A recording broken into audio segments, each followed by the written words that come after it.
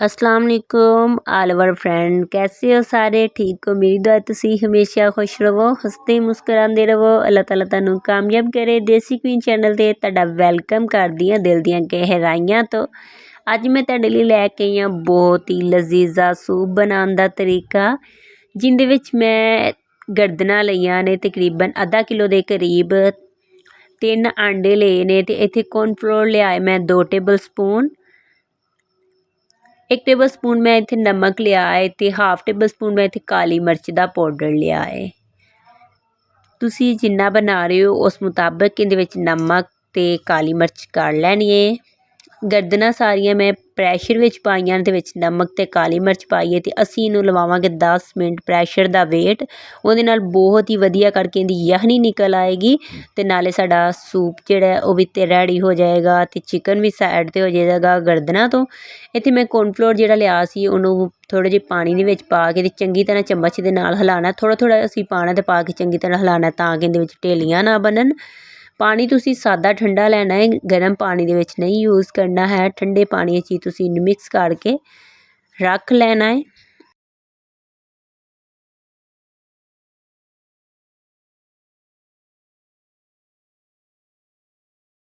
Cornflour साडा जिहड़ा mix हो चुका है पानी दे नाल ते इत्थे मैं छोटे छोटे साइज़ दी छोटी जी कटिंग कीती है गाजर। बिल्कुल छोटे साइज़ दी। ਇੱਥੇ ਮੈਂ 2 ਮੁੱਠਾਂ ਲਈਆਂ ਨੇ ਮਟਰਾਂ ਦੀਆਂ ਤੇ ਦੋਨਾਂ ਚੀਜ਼ਾਂ ਨੂੰ ਚੰਗੀ ਤਰ੍ਹਾਂ ਸਾਫ਼ ਕਰ ਲਿਆ। ਅਗਰ ਤੁਸੀਂ ਚਾਹੋ ਤਾਂ ਇਹਦੇ ਵਿੱਚ ਬੰਦ ਗੋਭੀ ਤੇ ਸ਼ਿਮਲਾ ਮਿਰਚ ਵੀ ਬਰੀਕ ਬਰੀਕ ਕਟਿੰਗ ਕਰਕੇ ਪਾ ਸਕਦੇ ਹੋ। ਅਗਰ ਤੁਹਾਨੂੰ ਫਲੇਵਰ ਪਸੰਦ ਹੈ ਤਾਂ ਤੁਸੀਂ ਇਹਦੇ ਵਿੱਚ ਪਾ ਲੈਣਾ। ਇੱਥੇ ਮੈਂ ਪ੍ਰੈਸ਼ਰ ਦਾ ਢੱਕਣ ਹਟਾਇਆ ਸੀ ਤੇ ਗਰਦਨਾਂ ਸਾਡੀਆਂ ਬਹੁਤ ਹੀ ਵਧੀਆ ਕਰਕੇ ਗਲ ਚੁੱਕੀਆਂ ਸਨ। ਸਾਰੀਆਂ ਗਰਦਨਾਂ ਤੁਸੀਂ ਬਾਹਰ ਕੱਢ ਲੈਣੀਆਂ ਨੇ ਸੂਪ ਵਿੱਚੋਂ ਤੇ ਇਹਨਾਂ ਨੂੰ ਥੋੜ੍ਹਾ ਠੰਡਿਆਂ ਹੋਣ ਦੇਣਾ ਤੇ ਬਾਕੀ ਜਿਹੜੀ ਯਖਨੀ ਹੋਏਗੀ ਉਹਦੇ ਵਿੱਚ ਤੁਸੀਂ ਮਟਰ ਤੇ ਗਾਜਰ ਨੂੰ ਪਾ ਕੇ ਗਲਣਾ ਰੱਖ ਦੇਣਾ ਤਾਂ ਕਿ ਦੋਨੋਂ ਚੀਜ਼ਾਂ ਚੰਗੀ ਤਰ੍ਹਾਂ ਗਲ ਜਾਣ। ਇਹ ਬਹੁਤ ਹੀ ਆਸਾਨੀ ਦੇ ਨਾਲ ਤੁਸੀਂ ਇਹਨੂੰ ਹੱਥ ਨਾਲ ਦਬਾਉਣਾ ਹੈ ਤੇ ਇਹਦੀਆਂ ਜਿਹੜੀਆਂ ਵਿੱਚੋਂ ਹੱਡੀਆਂ ਨੇ ਉਹ ਅਲੱਗ ਹੋ ਜਾਣਗੀਆਂ ਤੇ ਚਿਕਨ ਅਲੱਗ ਹੋ ਜਾਏਗਾ। ਹੱਡੀਆਂ ਤੁਸੀਂ ਸਾਈਡ ਤੇ ਕੱਢ ਲੈਣੀਆਂ ਨੇ ਸਾਰੀਆਂ ਤੇ ਉਨੀ ਦੇਰ ਸਾਡੇ ਮਟਰ ਤੇ ਗਾਜਰਾਂ ਗਲ ਜਾਂਦੀਆਂ ਨੇ। ਇਹਦੇ ਵਿੱਚ ਤੁਸੀਂ ਬੰਦ ਗੋਭੀ ਤੇ ਸ਼ਿਮਲਾ ਮਿਰਚ ਵੀ ਐਡ ਕਰ ਸਕਦੇ ਹੋ ਪਰ ਕਰਨੀ ਉਹ ਵੀ ਤੁਸੀਂ ਬਿਲਕੁਲ ਪਤਲੇ ਪਤਲੇ ਸਾਈਜ਼ ਕੇ ਜਿਸ ਤਰ੍ਹਾਂ ਕਿ ਮੈਂ ਗਾਜਰ ਨੂੰ ਕਟਿੰਗ ਕੀਤਾ ਬਿਲਕੁਲ ਛੋਟੇ ਸਾਈਜ਼ ਨਾਲ।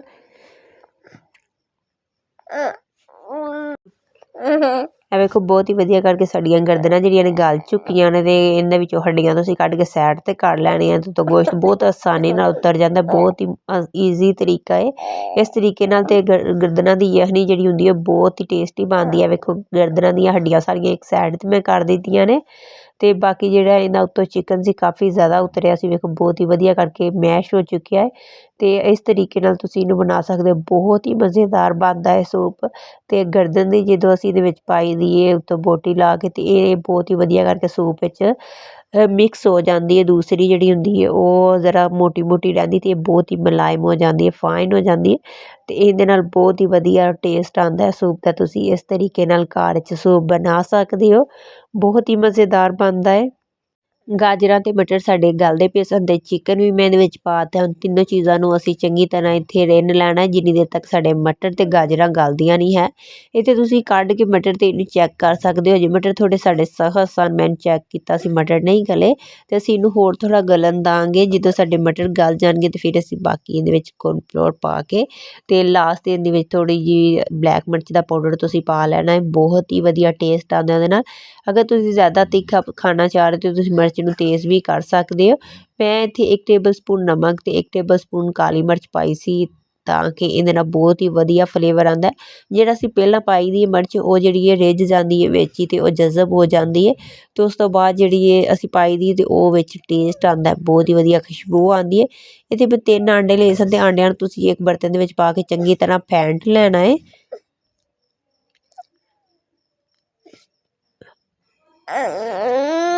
ਆਂਡੇ ਤੁਸੀਂ ਸਾਰੇ ਇੱਕ ਦਫਾ ਹੀ ਨਹੀਂ ਪਾ ਦੇਣੇ, ਸਾਰੇ ਫੈਂਟ ਕੇ ਤੁਸੀਂ ਥੋੜ੍ਹਾ ਥੋੜ੍ਹਾ ਵਿੱਚ ਪਾਉਣਾ ਹੈ ਤੇ ਚਮਚ ਦੇ ਨਾਲ ਇਹਨੂੰ ਹਿਲਾਉਣਾ ਹੈ। ਫਿਰ ਥੋੜ੍ਹਾ ਜਿਹਾ ਪਾਉਣਾ, ਫਿਰ ਤੁਸੀਂ ਚਮਚ ਦੇ ਨਾਲ ਹਿਲਾਉਣਾ। ਸਾਰਾ ਤੁਸੀਂ ਆਂਡਾ ਇਕੱਠਾ ਨਹੀਂ ਪਾਉਣਾ ਹੈ, ਥੋੜ੍ਹਾ ਥੋੜ੍ਹਾ ਪਾਉਣਾ ਤੇ ਚਮਚ ਦੇ ਨਾਲ ਹਿਲਾਉਂਦੇ ਜਾਣਾ ਤਾਂ ਕਿ ਇਹਦੇ ਵਿੱਚ ਢੇਲੀਆਂ ਨਾ ਬਣਨ। ਬਹੁਤ ਹੀ ਮਜ਼ੇਦਾਰ ਗਾੜਾ ਕਰਕੇ ਸਾਡਾ ਇੱਥੇ ਜਿਹੜਾ ਸੂਪ ਤਿਆਰ ਹੋਏਗਾ। ਵੇਖੋ ਬਹੁਤ ਹੀ ਵਧੀਆ ਕਰਕੇ ਬਣ ਰਿਹਾ। ਇਹਨੂੰ ਬੋਇਲ ਆਉਣ ਦੇਣਾ, ਮੀਡੀਅਮ ਫਲੇਮ 'ਤੇ ਤੁਸੀਂ ਇਹਦੀ ਪਕਾਈ ਕਰਨੀ ਹੈ। ਚਮਚ ਦੇ ਨਾਲ ਮੁਸਲਸਲ ਹਿਲਾਉਂਦਿਆਂ ਜਾਣਾ ਹੈ।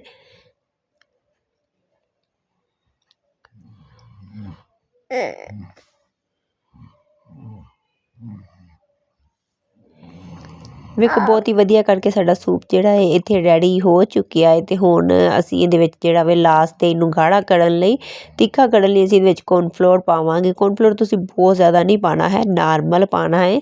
ਜਿਹੜਾ ਮੈਂ ਤੁਹਾਨੂੰ ਵਿਖਾਇਆ ਸੀ 2 ਟੇਬਲ ਸਪੂਨ। ਅਗਰ ਤੁਸੀਂ ਜ਼ਿਆਦਾ ਗਾੜਾ ਪਾਉਣਾ ਚਾਹ ਰਹੇ ਹੋ, ਜ਼ਿਆਦਾ ਸਖਤ ਕਰਨਾ ਚਾਹ ਰਹੇ ਹੋ ਤਾਂ ਜ਼ਿਆਦਾ ਕੌਰਨਫਲੋਰ ਵੀ ਪਾ ਸਕਦੇ। ਵੈਸੇ 2 ਟੇਬਲ ਸਪੂਨ ਕਾਫੀ ਹੈ। ਬਹੁਤ ਹੀ ਮਜ਼ੇਦਾਰ ਸੂਪ ਸਾਡਾ ਤਿਆਰ ਹੋਏਗਾ। ਇਹਦੇ ਵਿੱਚ ਤੁਸੀਂ ਚੈਨੀ ਨਮਕ ਪਾ ਸਕਦੇ ਹੋ। ਅਗਰ ਤੁਸੀਂ ਜ਼ਿਆਦਾ ਟੇਸਟ ਪਸੰਦ ਕਰ ਰਹੇ ਹੋ ਚਿਕਨ ਦਾ, ਤਾਂ ਫਿਰ ਤੁਸੀਂ ਵਿੱਚ ਉਹ ਪਾ ਲਿਆ ਜੇ। ਫਾਈਨਲੀ ਤੇ ਸਾਡਾ ਜਿਹੜਾ ਵੇ ਸੂਪ ਤਿਆਰ ਹੋ ਚੁੱਕਿਆ। ਕਮੈਂਟ ਜ਼ਰੂਰ ਦੱਸਿਓ ਜੇ ਤੁਹਾਨੂੰ ਸੂਪ ਦੀ ਰੈਸਪੀ ਕੈਸੀ ਲੱਗੀ ਹੈਗੀ। ਚੰਗੀ ਲੱਗੇ ਚੈਨਲ ਨੂੰ ਸਬਸਕ੍ਰਾਈਬ ਕਰੋ, ਆਲ ਨੋਟੀਫਿਕੇਸ਼ਨ ਔਨ ਕਰੋ, ਕਿਊਟ ਜਿਹਾ ਕਮੈਂਟ ਕਰੋ।